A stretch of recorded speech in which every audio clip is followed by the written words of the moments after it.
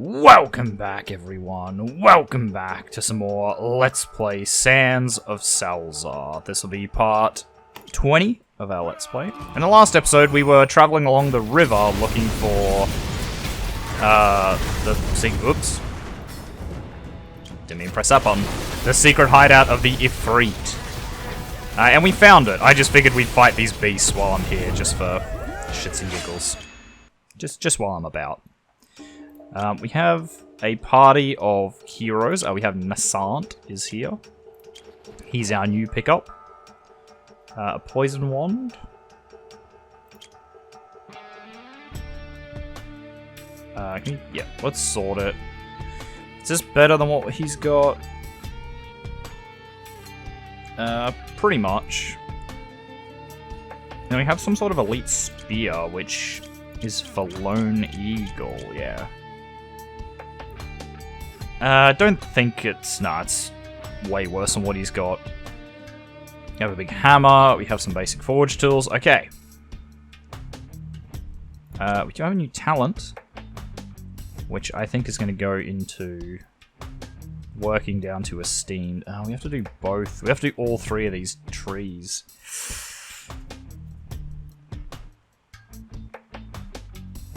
It's kind of annoying. It's actually very annoying. Yeah, I think we might just build back up to Discipline Party. Discipline Military and get Party max health. Alright, Ilayda. Are you ready to head to the Ifrit camp? Let's go! You've never been to this place before. Sanguinea lines the ground with like a fine carpet, the mark of Ifrit presence. The dark-skinned creatures with a crown of flame on their heads gather to watch you in silence. You feel yourself stand out in the sea of red and black. A slightly hunched Ifrit walks towards you and nods at you. He's leading the way. The hunched Ifrit does not seem to have heard. He stands in his place. In the Ifrit language, we know. The hunched Ifrit looks up at Ilayda with a surprised expression. He bows a few times and retreats back into the crowd. Why is he welcoming us now after tricking us before? Maybe he has a new plot. We're in a position of absolute weakness until we show our chips. No one gives up a victory that they're inches away from. This could very well be drawing us into a plot, but I hope that the chips I have will change his mind. Okay. The gardening Ifrit. Grow up, grow up. You're watering a flower. What are you, a female? Shh, there are humans about. These lowly creatures don't know our language. Wish I could just crush them like a bug. By the way, why are there no women or children here? As you can see, I haven't been here for very long. The war does not need them. That's true, they can't help. No, what I mean is that they must stay behind. We must save the seeds and the gardeners. Honestly, this feels unfair. We're putting our lives on the line. The humans send their young and females into battle, why can't us? We are hoers, and now we fight for the land that we hoe. This land once belonged to both Ifrit and humans, but the Ifrit have left it for too long. Now the humans will not give up the land that feeds them without a fight. As a hoer, my dream is simple. I dream of a piece of fertile land where our seeds can take root and grow. We must protect the seeds, for without them, there will be no hope. That's what you think. I came to fight. Let those ugly humans beg for mercy as they die in pain. But you've given me an idea. Maybe burning the seeds of humans will bring even greater despair. Thank you, my friend. Even the most humble hoer will lift their hoes and fight in order to protect their seeds. They walk away. Interesting. Can I actually go that way? No. A tall Ifrit and a short Ifrit. Sounds like the beginning of a joke. There are many like us. Of course there are. This world belongs to us, the Ifrit. I mean, the world needs this sort of tall and short, fat and thin pairings. Of course, otherwise who would remember us and even talk to us? Someone is talking to us? Of course. Oh, someone is talking to us. Quick, look intimidating. Ha! Ifrit intimidatingness. They bare their teeth at you. You do not know why I later translated their words for you. Alright, we'll talk to the Void Master. You've made it. Did we keep you waiting? I've been waiting since our last party. You are too obstinate to be trapped in that place. I come in peace, as I did last time. Ah, and try to take me down with another incantation of obliteration? There was somebody else trying to sabotage our negotiations. Why should I believe you, Princess Ilayda? I swear in the name of my blood. Ah! The blood of the river goddess, which I detest above all. The blood steeped in falsehood and treachery. Why would I trust you? Aloysius. The Ifrit Voidmaster grows solemn. You saw him. In the abandoned world, he said, peace is the one thing that those who stayed behind wish for. Oh, Aloysius, what a coward you are. Your people would shed your own kind's blood for an inch of land. Who are you to speak of peace? In the east, beyond the Ilias Mountains, is a land rich in magic. The perfect place for the Ifrit. There you will no longer need to feed on human wizards, and thus there will be no need for our people to fight each other. Such naivete, princess. Words of one too used to walking gilded hallways in splendid dresses, followed by dozens of handmaidens. The Ifrit cannot scale that great mountain range in the east. Not even humans can survive the cold there. There are many of us. We can help you dig a tunnel. Humans help us. And helping ourselves. There are no winners in a war like this. This is a far lesser price to pay, for both of us. Our skin may be stone, but our heads are not. We must see proof to believe you. I will convince them to make a pact. As long as you vow to no longer harm humans, No. I mean the other thing. Ifrit Voidmaster hands Ilayda a glowing stone. A stone of image. The Ifrit do not utilize such flashy magic as humans do, but this will serve as my eyes. Bring it to the land rich in magic that you speak of, and speak the magical words. Ilayda takes the stone of image and looks at it in silence. Would you offer the same trust that you demand, princess? The leader of the Ifrit says. Ilayda puts the stone away and looks up with a determined gaze. I come in good faith, and suspicion will not stay my hand. We will hold our armies back, for now. But there will still be Ifrit wandering in the wilderness. As with you humans, not every Ifrit is under my control. I understand. I cannot guarantee that we will not be in conflict with those wandering Ifrit. It is only temporary. Things will calm down soon. I will keep my promise. Come closer, princess. A speck of flame appears in the Ifrit Voidmaster's palm. He gestures for Ilayda to approach. Ilayda extends her hand toward the fire. She looks up at the Ifrit Voidmaster and tightens her hand over the flame. The flame disappears into 1,000 glowing specks. Ilayda's hand is unharmed. To hold the flame of the Ifrit's palm with your bare hand is a symbol of trust for the Ifrit. No harm will come of it if the Ifrit trusts you as well. The clasping of the flame, the Ifrit ritual of trust. The last human to hold my flame was the river goddess, but she tricked me and brought us into the bottomless abyss. I cannot speak of the distant past, nor apologize for another's deeds, but I will demonstrate with action that a new world is dawning. A new world, you say? Go. Let us see what you can do. Okay, I guess we leave.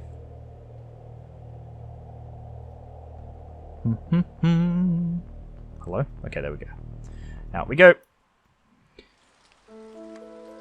Where is this place? If it's cold, we should bring something to keep us warm. Thank you for going this far with me, TheOzzieNerd. What's wrong? What? It's nothing. Do you remember what Aloysius said about the Obsidian Flame and emissaries? I knew about them. The Obsidian Flame had the power to spread his followers across the world, but it could not do so, because it could not sever its connection with its emissaries. The Obsidian Flame's ability to manipulate time was its alone, until one of its emissaries stole the power and hid it in the emissary's own blood. You may have guessed it by now, but the River Goddess was its first emissary in this world. As her descendant, I have inherited the power, which people call royal blood. In the first timeline, I chose to fight the Ifrit in battle, until the death of my closest friend, until countless human and Ifrit lives have been lost, until even more terrifying creatures invaded, until death and despair was everywhere. It was only then that I realized this was exactly what the Obsidian Flame wanted. That was when I realized the truth about royal blood, and I started anew, using the power to manipulate time. I came back here to face them, but not everything that one experiences is repeated. One thought, one action is often all that it takes to change the future. Not every decision is the same in each loop. Events could potentially evolve in a completely different direction, and so each time I must start anew. In the last loop, Quasm fought to the bitter end for the arcane communion, and my journey ended with the first negotiation with the ifrit. But the time that I have is not infinite. With each loop, I feel my connection to the obsidian flame increasing, and I feel a strange power siphoning my soul. The length of time that I could go back will become shorter and shorter, and this may well be my last chance. This time. I will not let you die because of me. Ilayda? Unfamiliar images flash before your eyes. They feel like memories, but where do they come from? Ilayda gazes into your eyes. You seem to see countless versions of you in her eyes. I've never come this far. Everything before us is unknown to me. An adventure, a danger. Do you know? It is the abyss before us. The world darkens around you. A dark cloud passes over your head, and you realize that the skies are restless. It's gonna rain, you say with a look at the sky. Feel something cold on your nose as raindrops begin to fall. Massive, pearl-like drops falling thickly like an uninterrupted curtain of rain. Through the rain, you and Ilayda look wordlessly at each other. Her face is wet with rain. You could not see her eyes clearly, but somehow you know that she is saying goodbye. A gust of wind blows into your face, carrying frozen raindrops. You instinctively put your hand before your face. At that instant, you know what you'll see if you put your hand down, so you keep your arm up for a long time. The rain has stopped. She is gone. What did you see? You hear an unfamiliar voice in your ear. You close your eyes, ignoring it. When you open your eyes again, there is no one around you. Perhaps it was a dream. The skies are clear. You look up at the blazing sun in the sky and think back to the Black Sun, the war, the ifrit. I know what I can do now.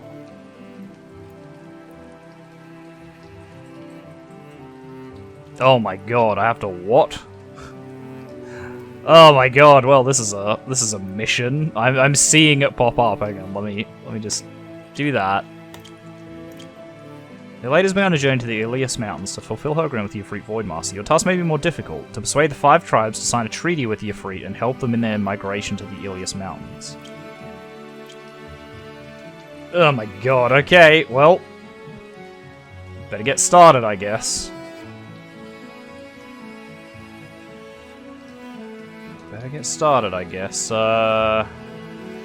Might as well talk to the Darken first, since we're here. Which means I need to go to Papariguo village. And try and get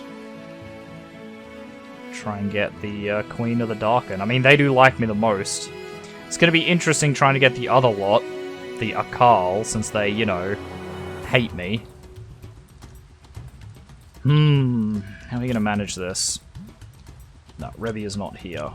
Can I talk to someone? Mathali.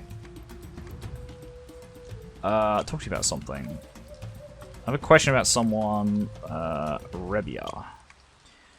She's in service of the Darken. I heard they were close to Triptych Rock. Okay. Cool.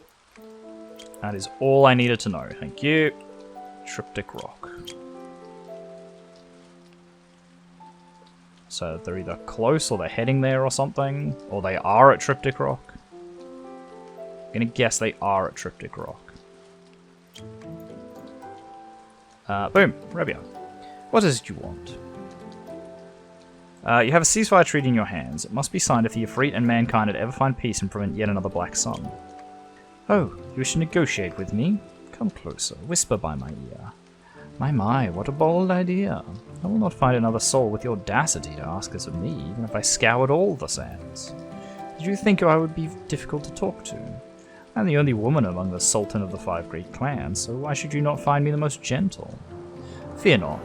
Do this one thing for me, and you will have the name Rebia to this little rag of yours. No need to look so surprised. That breaks my heart so. I don't need your gold or your troops or you. Ask only a simple favor. Her smile disappears. Bring me a certain person. Who? A harlot. Come closer, let me tell you what the harlot looks like. Rebia whispers in your ear. Her breath is warm, but soon grows cold, and you feel as though countless tiny scorpions are climbing up and down your ear, sending a chill up your spine. Her name is Dahlia, but she may go by another name. She is an apothecary, of not inconsiderable beauty, so mind that you do not fall for her charms. What do you want with her? It is as though a switch has been flicked. Rebia's voice is no longer seductive and inviting, but cold and steely, chilling you to the bone. You don't need to know why. You don't need to ask any questions. All you need to do is bring her to me. And whatever you do, don't let anybody know that you are mine. Rebia puts her seductive expression back on and winks back at you. You don't know what that apothecary Dahlia did, such that the Scorpion Queen of the Darken would trade peace for her, and Rebia would not answer. But this seems to be the only way if you want to avoid conflict with the Darken. Rebia suggests that you go to the Half Moon Hills Bazaar and find a merchant by the name of Jihan. He's extremely well connected. If anyone could find Dahlia, it would be him. Okay, Half Moon Hills Bazaar. That was up here somewhere, right? There it is. Alright. We'll just go do that. We'll do them sort of... Well, I was going to say we'll do them one at a time. We won't. But what we'll do is we'll start one. That should lean into the next one, which leads into the next one, leads into the next one. Like, while we're going up here, we'll see if we can talk to the leader of whoever's up here. Who's that one? The Thur, I think it is. No, Umbriclus would be the D? No, it's the... Wait, who does own that up there? Oh, is that also Nazir? Oh, okay. So Nazir owns both. Interesting. So wait, are the Darken at war with the Nazir? No, they're at war with the Deeb. The Third, the Deeb. Weird. I would have thought the Darken and the Nazir would be at war, considering their empires like split in the middle. I don't know how we're going to talk to the Akal. Because they are not a big fan of the old Aussie nerd. Whatever, we'll help these guys. Help the merchant. While we're here. While we're about. How many are there? 62 of them? So there's about as many as there are of me.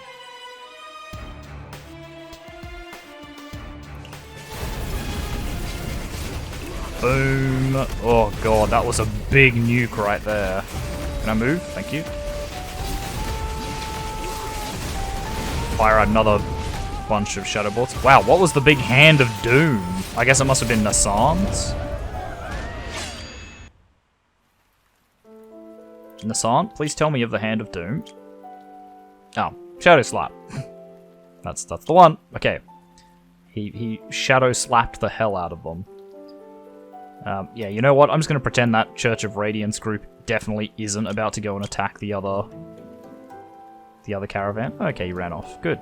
Good, because that was... He definitely was not going to attack the caravan, and I definitely did not just abandon that caravan to death. Alright, so Jihan is who we're after. Jihan. I do like our big boar. He's kind of fun. He really stands out. Big mohawk. Jihan. You are... Greetings. Something that I need. Oh, what can this humble merchant do for you? Are you buying or are you selling? I'm looking for an apothecary by the name of Dahlia. You tell Jihan of the description of Dahlia that Rebia gave you. Jihan strokes his dark mustache. My, I'm just a humble merchant, you know, not some bounty hunter. I know you're no ordinary merchant, and you're no ordinary adventurer. What do you need? Or are you not as well connected as I've heard, after all? Well, I was going to try to brush you off, but there just happens to be something you could do for me. What is it? For the past few nights, I've been seeing the shadow of a hanging man on my wall. I sleep with my windows shut and curtained, and no light should come through, but there was clearly the silhouette of a man on the wall. I had a few men stand guard around the house, but the shadow still appeared. I thought maybe the men had been dozing off, so I yelled out loud and went out myself as well, but we found nothing. I even had some wizards come over and examine the place, but they found no sign of magic. Apothecaries and healers found nothing out of the ordinary either with the house or with myself. What on earth is going on? There isn't even a tree outside my house, or any other house for that matter. If there really was someone hanging themselves outside my house, where would they hang themselves on? I can't sleep until I get to the bottom of this. Where's your house? To the southwest of here, up a hill. My guards are still posted nearby. Their names are Pig, Dog, and Ox. Pig, Dog, and Ox? Why would anybody be named like that? It's easy to remember. Now, get on with it. Ugh, I haven't slept well in days. Very well, thank you. Don't mention it. It's the Scorpion Queen who wants her after all, and I know better than to cross her of all people. It's me who wants her. Yes, yes, you want her, of course. Right, to the southwest, so over here.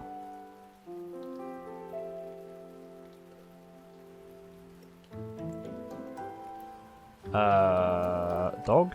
From the outside it looks like a typical house, but the interior is lavishly furnished. The wall where the shadow was seen. According to Jihan, this was the wall where the Hanging Man's shadow appeared. It is a mundane, unremarkable wall. From the outside it looks like a typical house. Okay, the wall opposite where the shadow was seen. The wall opposite the one where the shadow appeared also seems unremarkable. There is a hole in the wall. Something is blocking the hole. It is a stick of wood wrapped in a white cloth, blocking a hole on the wall, just large enough for a human finger to pass through. What's this? There is some cooled wax on the ground not far from the wall with the hole. From the outside it looks like a typical house. Okay. Dog? Oh.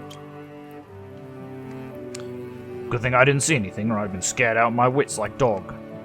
You want to ask Pig? Where were you that night?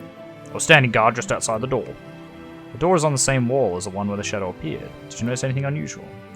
Nobody was outside, and I didn't hear anything. The shadow appeared inside the house. I didn't see anything on the outside. Ox was standing guard outside the opposite wall, and he said he didn't see anything. He was asleep. Must have been a bat or a bird or something that made that shadow. Don't know why they make such a big deal about it. Seems to be avoiding your gaze. Okay, so Ox was standing guard outside the opposite wall. Don't ask me, don't ask me. What do you want to ask, Ox? Where were you that night? I was standing guard outside. I didn't see anything. Where were you? I was over there. I fell asleep by the wall. He fell asleep by the wall with the hole. You noticed a small hole on his shirt and what seems to be an eye looking out from it. What's that? It's my friend. Ox takes out a doll of a little girl with 2 long braids. So, it was a doll. Don't ask me, don't ask me. What do you want to ask, Ox? What did the shadow look like? I was asleep, I don't know. Don't ask me. Okay. Okay. What did the shadow look like? I didn't see it. No, I know what it looked like. Good thing I didn't see it. Okay. Sure. Okay, we go to the house. The window. It's curtain outside, it's opaque and rather thick. Okay, and the door. A solid wooden door with a complex lock. It would be difficult to open without a key. What's this? There is a magical seal on the door. No common thief could rob this place. Okay, can I speak to Dog? Ghost, I saw a ghost. What do you want to ask, Dog? Where were you that night? I saw a ghost hanging on a rope. Must have been so painful. When did the shadow appear and how long was it there? I was dozing off and I saw a light and the shadow hanging. Ugh. See scratch marks on his hands as though he'd been clawing at his own hands. He looks really frightened. What did the shadow look like? A hanging man. He was a little on the fat side, the rope was thick, and his shadow was glowing, but there was nothing outside. I got up and threw open the curtain. There was nobody outside, nothing. He wasn't outside, he was inside. Okay. Cool. So it was clearly, what's his name? Ox. Doing a prank or something. I don't know, but... Well, what did you find? The culprit was Ox. I know what happened. Expose a culprit. It's just a little trick. Light a candle at night, crouch outside the wall, and unplug the... cork? Blocking the hole? No comment. What? A hole? Where? The wall opposite the one where the shadow appeared. What? How did you do that? You can try it out yourself. Light a candle at night and approach the hole and you'll see the shadow on the opposite wall. So that's why there was a glow around the shadow. But what was the hanging man about? There was a doll with 2 braids. He held it upside down so that the braids were hanging downwards. The shadow cast by the hole was upside down. So the doll's shadow would look like it was upright. Ah, so the braids look like a hangman's rope. He was one of your guards. He blew out the candle and hid it in his shirt, burning a small hole in it. I know who it was now, and he's going to have it coming for him. What about your promise? Don't worry, you'll have the person you want in 3 days. Ox is taken away by Jihan's man. We'll never find out what will happen to him. Well, he deserved it. Alright, but we are going to leave this episode here. It seems like a nice place to stop. So guys, thank you very much, everyone, for watching. If you like this video, make sure you hit that like button. If you want to see more content from me, the Aussie Nerd, feel free to subscribe to my channel. Check out the other videos on there. If you think any friends of mine enjoy my content, make sure you share every video with them. I really appreciate it. And finally, if you want to leave any hints, tips, tricks, feedback of the videos, or you just want to say hi, make sure you do so in the comment section down below so I can see it. And I'll see all of you guys in the next episode. Goodbye.